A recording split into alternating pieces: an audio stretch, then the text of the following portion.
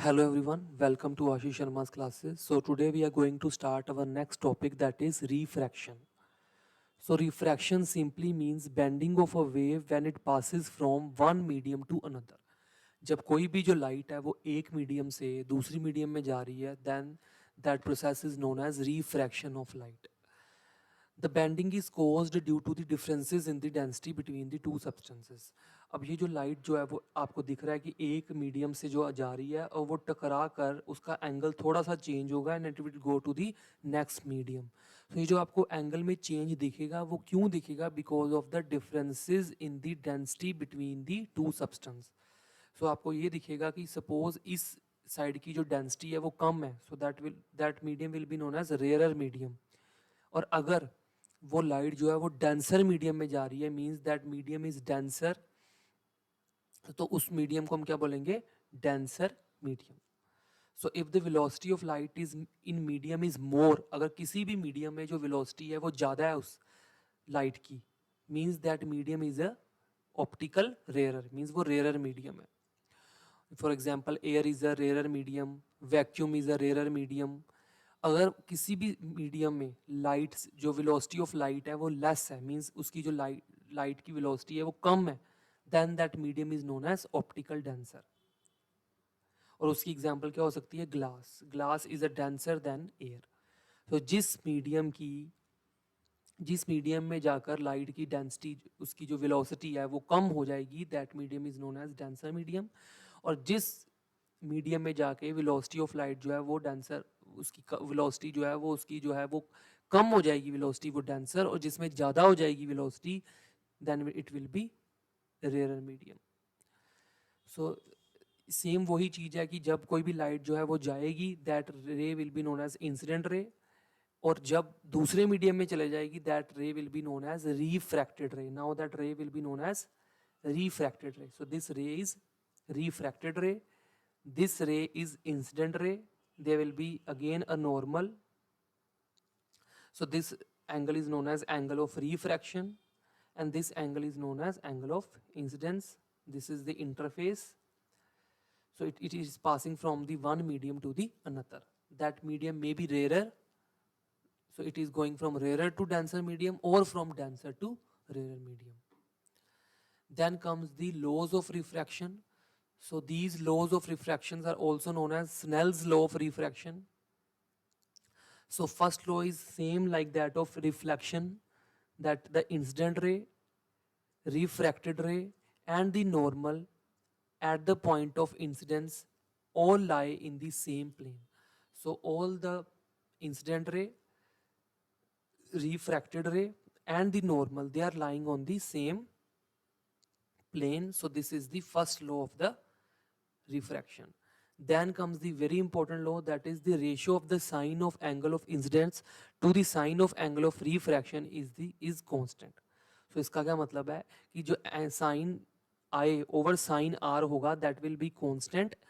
और उसको हम सिंपली क्या बोलते हैं कांस्टेंट को? इंडेक्स ऑफ रिफ्रैक्शन और simply refractive index. So simply sine I over sine R is known as refractive index. अब हमें रिफ्रैक्टिव इंडेक्स के बारे में पढ़ना होगा कि what do you mean by the term refractive index. So the ratio of the speed of light in a vacuum to its speed in a specific medium is known as refractive index. So refractive index को कई books में N से भी donate किया गया है and कई books में म्यू से भी डोनेट किया गया है. So both the symbols are showing the refractive index. So it is equals to the c over v, where c is speed of light in vacuum or air over speed of light in medium. वो medium कोई भी हो सकता है, वो medium glass भी हो सकता है, वो water भी हो सकता है. So that depends upon the situation. So इसका formula क्या हो गया? The ratio of the speed of light in vacuum to its speed in the specific medium. So this point is very important. How quickly light moves through a substance depend on its optical density, कि वो कितना denser है. The refractive index is one such measure of the optical density of the medium. So कोई भी object, कोई भी substance कितना optically denser है, ठीक है, उसको measure कौन करेगा? Refractive index. ठीक है. सो रिफ्रैक्टिव इंडेक्स से हमें पता लग जाएगा कि कोई जो ऑब्जेक्ट है वो कितना डेंसर है। अब ये पॉइंट बहुत important, denser medium has a higher refractive index and therefore the speed of light in such a medium is lower. So आपको पता है इसका रिफ्रैक्टिव इंडेक्स ज़्यादा है, मतलब वो जो मीडियम है वो डेंसर है। और आपको मैंने स्टार्टिंग में बताया जो मीडियम डेंसर है उसमें उसकी स्पीड ऑफ लाइट क्या हो जाएगी, कम हो जाएगी। So the denser medium has so this line is very important.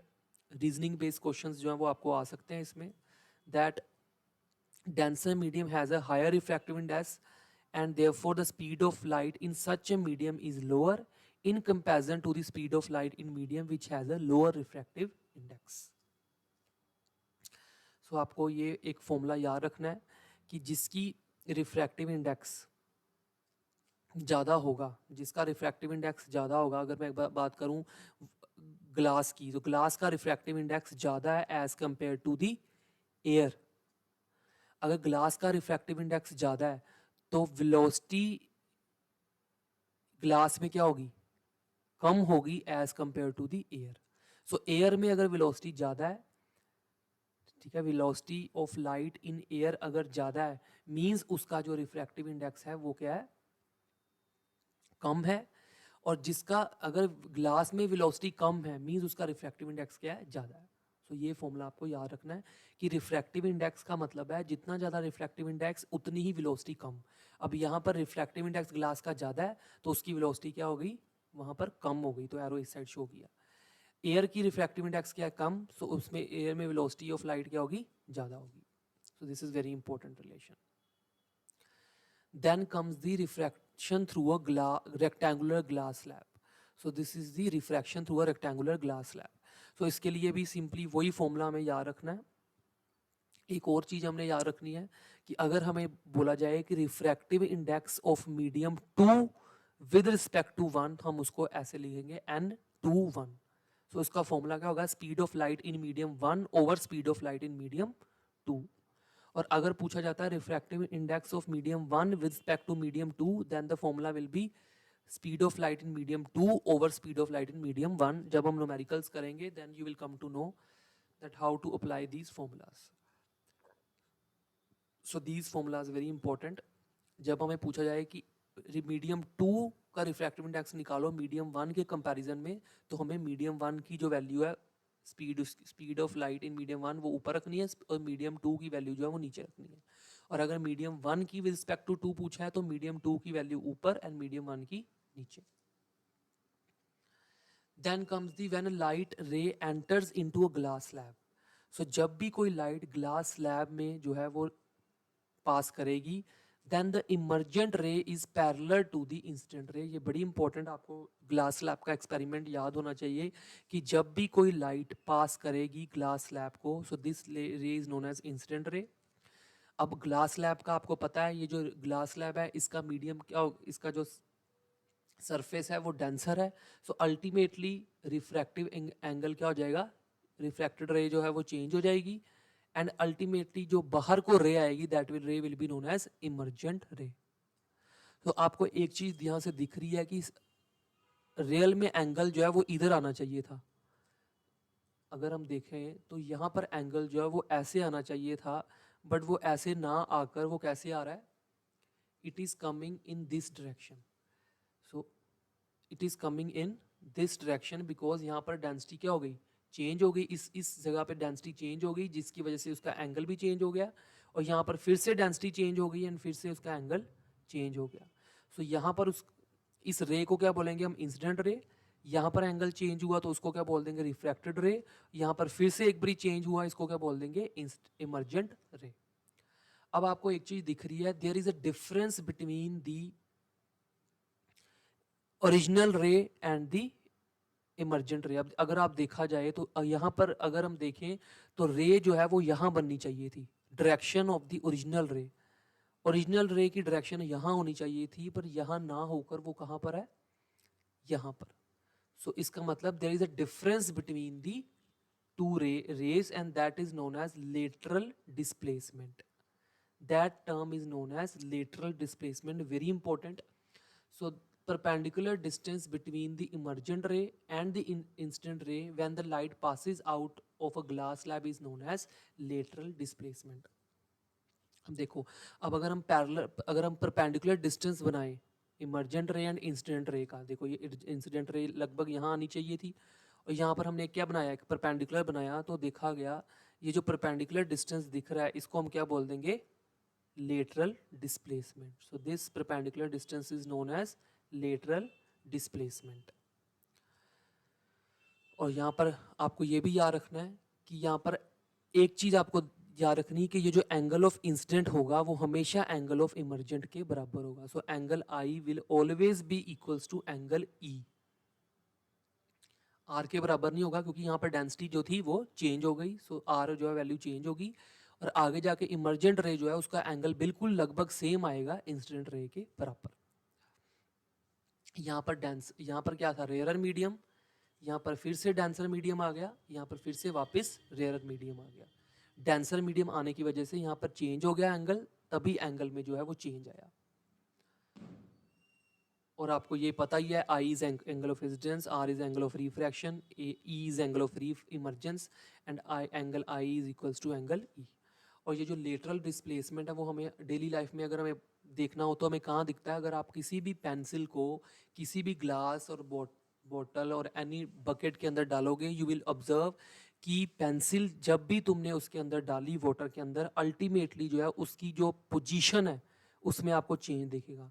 तो यहाँ पर क्या हुआ, यहाँ पर मीडियम चेंज होने से ऑटोमेटिकली जो है वो डेंसिटी बदल गई जिसकी वजह से उसका एंगल भी चेंज हो गया. ठीक है. तो ये जो आपको दिख रहा केस, ये किसकी वजह से हो रहा है, अगर आपको कोई पूछे कि लेटरल डिस्प्लेसमेंट की डेली लाइफ एग्जांपल दो तो आप ये वाली एग्जांपल दे सकते हो, putting a pencil inside the water. जब कोई भी पेंसिल को वाटर में डालोगे there will be change in the angle of the pencil. So जब ये जो एंगल में चेंज आ रहा है वो क्यों आ रहा है, due to the lateral displacement. ये जो आपने जब इसको पेंसिल को डाला, यहाँ डेंसिटी बदली, डेंसिटी बदलने से यहाँ पर एंगल भी जो है वो चेंज हो जाएगा. Clear. Then comes the lenses. अगर हम लेंसेज की बात करें तो lenses are the transparent refractive medium bounded by two surfaces in which at least one surface is curved is known as lenses. और lenses की बात करें तो they are of two types, convex lens and the concave lenses. So spherical lenses हम daily life में देखते हैं. So the spherical lens is a transparent material bounded by two surfaces, one or both of which are spherical. So वो spherical हो सकते हैं. Convex lens की अगर हम बात करें, so बड़ी important डायग्राम से आपको याद रखनी है. कन्वेक्स लेंस की बात करें so it is thicker in the middle. So ये द कन्वेक्स लेंस, अगर हम इसको देखें तो ये मिडल में से क्या है, थिक है. सो ये मिडल में से क्या है, ये देखो मिडल अगर आप इसका पार्ट देखो तो it is thick and thin at the edges. और एजेस इसके देखें तो ये इसके एजेस हैं, तो ये एजेस यहाँ से क्या है, थिक है. सो मिडल से ये क्या है, थिक है and thin from the edges. Rays of light parallel to the principal axis after refraction through a convex lens meet at a point. So देखो कहते हैं जब भी यहाँ से लाइट पास करेगी, सारे जो रेज होंगी वो अल्टीमेटली एक पॉइंट पे जो है वो मीट करेंगी. सो इससे हमें ये पता लगता है that the convex lens are the converging lens. Convex mirror हमने डाइवर्जिंग पढ़े थे, बट कन्वेक्स लेंस क्या होंगे, कन्वर्जिंग. सो उल्टा होता है हमेशा. So convex lens are converging lens. Then comes the concave lens. Concave lens की बात करें तो they are thinner in the middle. So देखो मिडल से ये थिन है, बट अगर हम उनको एजेस से देखो तो एजेस आर थिकर. इनकी एजेस देखें तो edges are thicker. And rays of light parallel to the principal axis after refraction get diverged and appear to diverge from a point on the principal axis on the same side of the lens. So देखो अगर आप light को देखो, so light जब भी इस lens से जो है वो स्ट्राइक करेगी, so अल्टीमेटली जब ये सारे रेज जो है वो मीट कर रही हैं, ठीक है, रेज जो मीट कर रही हैं, अल्टीमेटली जो है वो आपको दिखेगा कि ये जो रेज हैं वो क्या कर रही हैं, डाइवर्ज कर रही हैं. So this lens is a diverging lens. Concave mirror की बात करें तो वो क्या होता है, converging. Concave mirror is a converging mirror, but the concave lens are the diverging lens. अब अगर हम इनकी इंपॉर्टेंट टर्म्स के बारे में देखें तो हमें ऑलरेडी पता है ये टर्म्स बिल्कुल सेम होंगी जैसे हमने रिफ्लेक्शन में पढ़ी थी, दैट द ऑप्टिकल सेंटर होगा इनका, ठीक है। There will be a optical centre, the mid point और a symmetrical centre of the spherical lens is called as optical centre, so this is the optical centre. Aperture होगा इसका, ठीक है। Then the principal axis होगी, this again this is the principal axis. Centre of curvature होगा, जब भी आप किसी भी मिरर को देखोगे तो अगर हम इसकी डायग्राम्स को देखो, this is the centre of curvature. अगर इसका हम पूरा स्फीयर बनाएं तो this will be the centre of curvature. Then comes the focus. So जब भी रेज जो है वो parallel rays of light converge और from which they appear to diverge, जो जहाँ पर वो कन्वर्ज करेंगी या फिर डाइवर्ज करने की कोशिश करेंगी, that point will be known as focus. So see this is the focus and the distance from the optical center to the focus is known as focal length. अब हम अगर हम देखें image formation, so this point is very important. Image formation की बात करें तो ये डायग्राम्स बहुत इंपॉर्टेंट है, जैसे हमने रिफ्लेक्शन में पढ़ी थी same. Image formation convex lens में देखें तो सबसे पहला केस है object is at infinity. So object is at infinity, जब भी कोई ऑब्जेक्ट इन्फिनिटी पे होगा तो हमेशा उसकी इमेज जो है वो कहाँ बनेगी, f2 पे, ठीक है। सो ये देखो जब भी object, so this is the object, उसकी रे जो है वो पास की और वहाँ पर मीट की एक पॉइंट पे, so they are meeting at a point, so जहाँ पर वो सारी मीट करेंगी rays, that point will be known as focus. So ultimately आपको पता लग गया कि जो इन्फिनिटी से ऑब्जेक्ट आएगा वो f2 पे जो है वो मीट करेगा, and f2 will be the position of image. Size जो है वो बहुत छोटा होगा और नेचर ऑफ इमेज क्या होगा, real and inverted. Then comes the next point, that the next image that is behind the 2f1. so अगर कोई भी ऑब्जेक्ट behind the 2f1 है, so this is behind the 2f1, this is 2f1 position. so जब भी कोई object behind the 2f1 position होगा, रे जो है वो जाएगी, it will strike and ultimately यह ऑप्टिकल सेंटर से भी मीट करेगी, और जहाँ पर ये दोनों पॉइंट मीट करेंगे वहाँ पर इमेज बनेगी, और आपको दिख रहा है कि image is between f2 and 2f2. Object is between f2, image is between f2 and 2f2, और ये जो इमेज है वो आपको दिख रहा है, it is real and inverted. So this image is real and inverted. उसके बाद अगला केस आ गया, object is at 2f position. So this is, अगर ऑब्जेक्ट 2f पोजीशन पे है, ये ऑब्जेक्ट 2f1 पोजीशन पे है, यहाँ पर ऑब्जेक्ट है, तो यहाँ से एक पॉइंट रे जाएगी एक ऑप्टिकल सेंटर से, जो देखो आपको दिख रहा है रे जा रही है, और अल्टीमेटली एक पॉइंट पे मीट करेंगे। सो अगर ऑब्जेक्ट 2f1 पे है तो उसकी इमेज कहाँ बन रही है, 2f2 पे, और वो इन्वर्टेड बन रही है। सेम साइज की होगी इमेज, जितना साइज यहाँ ऑब्जेक्ट का होगा उतनी ही इमेज का साइज होगा, and it will be real and virtual, real and inverted case. Then another case is when the object is between f and 2f.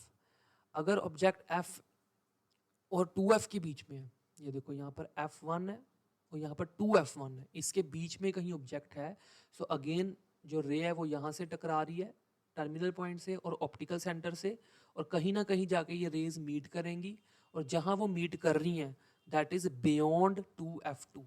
ये 2f2 है, उसके पीछे कहीं जो है वो ऑब्जेक्ट इमेज जो है वो बनेगी, and it will be real and inverted, और ये जो इमेज बनेगी एनलार्ज्ड इमेज बनेगी।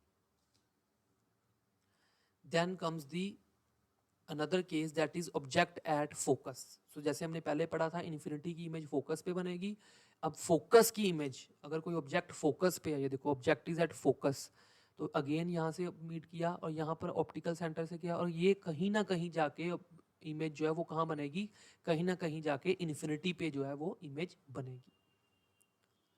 सो this is also real and virtual case. अब लास्ट केस आ गया विच इज़ वेरी इंपॉर्टेंट, और ये ओनली वर्चुअल केस जो है वो आपको मिलेगा इस कॉन्वेक्स लेंस का, वर्चुअल एंड इरेक्ट केस। सो इसमें हो क्या रहा है कि ऑब्जेक्ट कहाँ पर है, object is at between F1 and O, ठीक है। ये जो आपको सेंटर दिख रहा है ऑप्टिकल सेंटर और फोकस, इन दोनों के बीच में कहीं ऑब्जेक्ट है, ये फोकस है, ये ऑप्टिकल सेंटर है, इसके बीच में क्या है, ऑब्जेक्ट है AB। जब ये लाइट टकराएगी ऑप्टिकल सेंटर से जाएगी एज इट इज अ, अब देखो यहाँ से लाइट जो है वो क्या कर रही है, कहीं ना कहीं जाके मीट कर रही है, और इमेज कहाँ मिली हमें, इमेज हमें मिली वर्चुअल एंड इरेक्ट और इनलार्ज्ड, ठीक है। सो ये इंपॉर्टेंट है पॉइंट। सो इमेज हमें कहाँ मिल रही है, same side of the lens में मिल रही है, ठीक है। जहाँ पर ऑब्जेक्ट था उसी साइड पे जो है वो इमेज मिलेगी, और उसका जो साइज होगा वो एनलार्ज्ड होगा, और ये जो केस होगा वो कौन सा होगा, वर्चुअल एंड इरेक्ट केस। बाकी सारे हमने जो केसेस पढ़े हैं वो रियल एंड इन्वर्टेड के केस थे, तो यही अकेला केस कौन सा है, वर्चुअल एंड इरेक्ट। तो ये टेबल आपको याद कर लेना, जो अभी हमने पढ़ा वो सारा इस टेबल पे समराइज किया गया। Then there are two cases of convex concave lens. Concave lens के दो केसेस हैं। पहला केस, सो आपको दिख रहा है कनकेव लेंस की स्ट्रक्चर। सो पहला, अगर ऑब्जेक्ट जो है वो कहाँ पर है, ऑब्जेक्ट इन्फिनिटी पे है, object is at infinity, object infinity पे है, तो आपको पता है कि ये लेंस कौन सा है, डाइवर्जिंग लेंस है। तो दोनों पॉइंट्स रेज जो है वो क्या कर रही हैं, फोकस पे मीट कर रही हैं, और ये डाइवर्ज करता हुआ अल्टीमेटली कहाँ इमेज बना रहा है, फोकस पे। सो इमेज कहाँ बन रही है, फोकस पे बन रही है, और ये virtual erect and highly diminished जो है वो इमेज होगी। Then comes the next case that the object is between infinity and pole, optical center। अगर ये ऑप्टिकल सेंटर है और ऑब्जेक्ट जो है वो इन्फिनिटी और ऑप्टिकल सेंटर के बीच में कहीं आपको दिखेगा, यहाँ पर ऑब्जेक्ट है। जब लाइट स्ट्राइक करेगी लेंस पे, वो डाइवर्ज की लाइट, रेज जो है वो डाइवर्ज करने के बाद जब रेज जहाँ मीट कर रही हैं, that meeting point is known as image, और वहां पर ए बी, ए डैश और जो बी डैश हमें दिख रहा है दैट इज अ इमेज। और वो जो इमेज बन रही है और फोकस और ऑप्टिकल सेंटर के बीच में हमें जो है वो इमेज दिख रही है, और वो जो है वो virtual erect and diminished image जो है वो हमें दिख रही है। तो आपको यहाँ पर साइंस का बहुत ध्यान देना है कि यहाँ पर यू भी क्या है, नेगेटिव है, इसी साइड पे है, वी भी नेगेटिव है क्योंकि इमेज भी इस साइड बन रही है, और फोकल लेंथ भी इसी साइड है। सेम यू भी नेगेटिव, वी भी नेगेटिव एंड फोकल लेंथ भी नेगेटिव। सो ये जो केसेस हैं ये बड़े इंपॉर्टेंट हैं, डायरेक्टली आपको बोर्ड के क्वेश्चन में जो है इनके पोजीशंस पूछ सकते हैं, ऑब्जेक्ट की, इमेज की और इसका nature. Then comes the lens formula. Lens formula जो है वो आपको याद रखना है, that 1/v minus 1/u equals to 1/f। जैसे हमने मिरर फॉर्मूला पढ़ा था, सेम वहाँ पर प्लस में साइन था, यहाँ पर यहाँ माइनस साइन होगा, 1/v minus 1/u equals to 1/f। Then आपको सिंबल्स का पता ही है, v is the distance of image, distance of object and the focal length. और अगर हम इसकी मैग्निफिकेशन निकालें, then height of image over height of object equals to v/u। So यहाँ पर नेगेटिव साइन नहीं आएगा जैसे हमने मिरर्स में पढ़ा था। और अगर हम इनके साइन कन्वेंशंस की बात करें तो यू ऑलरेडी नो कि इस साइड नेगेटिव साइन होगा, इस साइड पॉजिटिव होगा। पोजीशन की हाइट अगर देखें तो अब ऊपर जो है वो पॉजिटिव, नीचे को नेगेटिव आएगी, ठीक है। और ये दोनों केसेस जो है वो हमें बताए गए हैं पोजीशन के। अगर हम कन्वेक्स लेंस की बात करें तो positive, this is negative, again negative, this is positive. Concave की बात करें, again positive, this is negative, negative and positive. And the focal length of the concave lens is always negative. These points are very important, and the focal length of the convex lens is always positive. So focal length हम हमेशा positive लेंगे convex lens के case में। आपको दिख ही रहा है कि convex lens के केस में जो है वो इसी साइड पे जो है वो इमेज बन रही है, तो हम इसको क्या लेंगे, फोकल लेंथ को हम क्या लेंगे, पॉजिटिव लेंगे, ठीक है। और अगर हम बात करें कनकेव लेंस की तो यहाँ पर हम फोकल लेंथ को क्या लेंगे, हमेशा नेगेटिव लेंगे, हमेशा। Clear? Then comes the power of the lens. Very important point that the power of lens is the reciprocal of the focal length. So जो उसकी फोकल लेंथ आ रही है उसको रेसिप्रोकेट कर दो, और वो जो फोकल लेंथ है वो हमेशा आपको मीटर में ही लेनी है। अगर सेंटीमीटर है तो उसको कन्वर्ट करो मीटर में by dividing it by 100।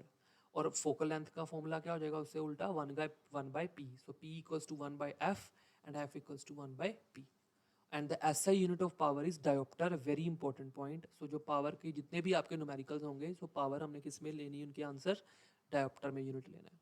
And the one dioptre is the power of lens whose focal length is 1 metre. और ये आपको याद रखना है कि अगर पावर जो आपकी आ रही है, अगर वो पॉजिटिव में आ रही है तो कॉन्वेक्स लेंस होगा, और अगर आपकी पावर नेगेटिव में आ रही है तो that is the concave lens.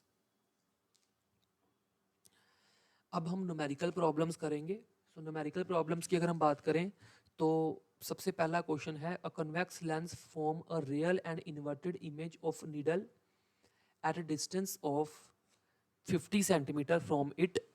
Where is the needle placed in front of the convex lens if the image is equal to the size of object? Also find the power of the lens.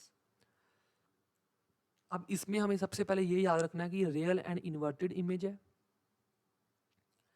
उसके बाद जो distance है image का वो 50 centimetre है. Means हमें v दिया हुआ है कि इमेज का जो डिस्टेंस है वो क्या है, 50 सेंटीमीटर है. इमेज का डिस्टेंस क्या है, 50 सेंटीमीटर है. उसके बाद height of image is equals to the height of object. ये पॉइंट बड़ा इंपॉर्टेंट है, that the image is equal to the size of object. So जो इमेज का साइज है वो ऑब्जेक्ट के साइज के बराबर है. So H I equals to H O. So ये आपको याद रखना है कि जब भी एच आई एच ओ के बराबर है तो आप, और साइज इमेज का और ऑब्जेक्ट का साइज दोनों का बराबर है और रियल इन्वर्टेड केस है, तो आपको मैग्निफिकेशन यहाँ पर अल्टीमेटली क्या आएगी, -1. ये आपको पॉइंट बड़ा इंपॉर्टेंट है, आपको याद रखना है. और इससे हमें u निकालना पड़ेगा, क्योंकि उन्होंने हमें क्या बोला है, उन्होंने बोला है where is the needle placed, means object कहाँ पर पड़ा होगा of the convex lens if the image is equal to the size of object. अगर साइज दोनों के सेम है इमेज और ऑब्जेक्ट के, तो ऑब्जेक्ट कहाँ पड़ा होगा, मीन्स हमें u निकालना पड़ेगा. तो v हमें ऑलरेडी दिया हुआ है, सो हमने m equals to v by u निकाल लगा के, m की वैल्यू -1, v की 50 ओवर u, सो अल्टीमेटली हमारा -50 सेंटीमीटर क्या आ जाएगा, u. तो यहाँ तक तो हमारा हो गया. Then they are also saying find the power of lens. अब यहाँ पर हमें फोकल लेंथ निकाली है. फोकल लेंथ क्यों निकालनी पड़ी, क्योंकि हमें पता है कि पावर के लिए हमें 1 बाय फोकल लेंथ का फॉर्मूला लगाना पड़ेगा, और उसके लिए हमें फोकल लेंथ निकालनी ज़रूरी है. सो फर्स्ट ऑफ ऑल हम लेंस फॉर्मूले से फोकल लेंथ निकालेंगे. 1 by v minus 1 by u equals to 1 by f. तो v की वैल्यू कितनी है, 50. So 1 by 50 minus u equals to -50 minus minus plus. So 1 by 50 plus 1 by 50, so common 50 और 1 plus 1 2. सो हमारा आंसर कितना आ गया, 25. सो फोकल लेंथ कितनी आ गई हमारी, 25 सेंटीमीटर. अब 25 को जो है हमने क्या कर दिया, किस में कन्वर्ट कर दिया, सेंटीमीटर को मीटर में कन्वर्ट किया. क्यों किया, बिकॉज हमें जो पावर निकालनी है उसमें हमें फोकल लेंथ किस में लेना पड़ेगा, मीटर में. सो ये आई 0.25 metre. So 1 by focal length, so focal length हमने लिखी 0.25, एंड अल्टीमेटली इसको चेंजेस करके हमने 100 बाय 225, तो हमारी जो पावर आई दैट इज 4 डायोप्टर. सो हमारा, हमें उन्होंने ऑब्जेक्ट की पोजीशन पूछी थी, हमने वो भी बता दी, और पावर पूछी थी वो भी बता दी. सो हमें इस तरह के क्वेश्चंस जो हैं वो आ सकते हैं using lens formula. Then comes the another numerical. An object 5 centimeter in length is held 25 centimeter away from converging lens of focal length 10 centimeter. Draw the ray diagram and find the position, size and the nature of the image formed. So ये जो questions हैं, ये board के questions हैं जो board में आए हुए हैं. सो इसमें हमें क्या दिया है, ऑब्जेक्ट की जो है वो 5 सेंटीमीटर इन लेंथ है, तो हमें ऑब्जेक्ट की हाइट दी है 5 सेंटीमीटर. हमें ऑब्जेक्ट की जो है वो डिस्टेंस भी दिया हुआ है, दैट इज 25 सेंटीमीटर, और ये किस में होगा, नेगेटिव में होगा, आपको पता है. फोकल लेंथ जो है, ये कौन सा लेंस है, कन्वर्जिंग लेंस. कन्वर्जिंग लेंस कौन सा होगा, which will be the converging lens, convex lens. So convex lens क्या होगा, कन्वर्जिंग. देन अल्टीमेटली जो है वो आपको पता लग गया कि हमने यहाँ पर कौन सा कन्वेक्स लेंस में हमने पीछे अभी पढ़ा था. ये आपको पॉइंट याद रखना है कि कन्वेक्स लेंस के केस में हमने जो फोकल लेंथ लेनी है वो क्या लेनी है, पॉजिटिव, और कनकेव लेंस में हमने फोकल लेंथ क्या लेनी है, नेगेटिव. सो देखो हमने यहाँ पर फोकल लेंथ किस में ली, पॉजिटिव में ली, क्योंकि ये कन्वेक्स लेंस का केस है. सो 1/v minus 1/u equals to 1/f लगा के 1/v equals to 1/f minus वाला साइन उधर जाके प्लस हो जाएगा एंड फोकल लेंथ 10 है माइनस u कितना है 1/25 और प्लस माइनस माइनस 1/25 हो जाएगा 10 और 25 का एलसीएम लोगे it will B 50 and the LCM will be 5 minus 2 5 minus 2 3 3/50 और अगर हम 3/50 को करें तो हमारा आंसर आएगा 1/16.66 और अल्टीमेटली जो v आएगा क्योंकि हमारा यहाँ पर 1/v कितना आ जाएगा 1/16.66 और v कितना आ जाएगा फिर 16.66 सेंटीमीटर। यहाँ तक हमारा v निकल गया। अब they are also saying position size also, so size के लिए हमें क्या लगाना पड़ेगा v ओवर u। सो v ओवर u अगर देखेंगे तो मैग्निफिकेशन कितनी आएगी v कितना है 16.66 u हमारा ऑलरेडी दिया हुआ -25 सो मैग्निफिकेशन कितनी आ गई -0.66 और अगर हमें यहाँ पर उन्होंने साइज ऑफ द इमेज भी बोला है तो इमेज की अगर हमें साइज निकालना है means height of the image निकालनी है तो फॉर्मूला आपको पता है m equals to hi/ho hi equals to ho into m। सो m हमें पता है 0 अभी हमने निकाला -0.66 हाइट ऑफ द ऑब्जेक्ट पता है 5 सो हमें हाइट ऑफ द इमेज भी जो है वो निकाल ली that is -3.3 centimetre. They are also saying you draw the ray diagram. So देखो अगर हम इसकी रे डायग्राम बनाए तो हमने सारी वैल्यूज निकाल ली हैं।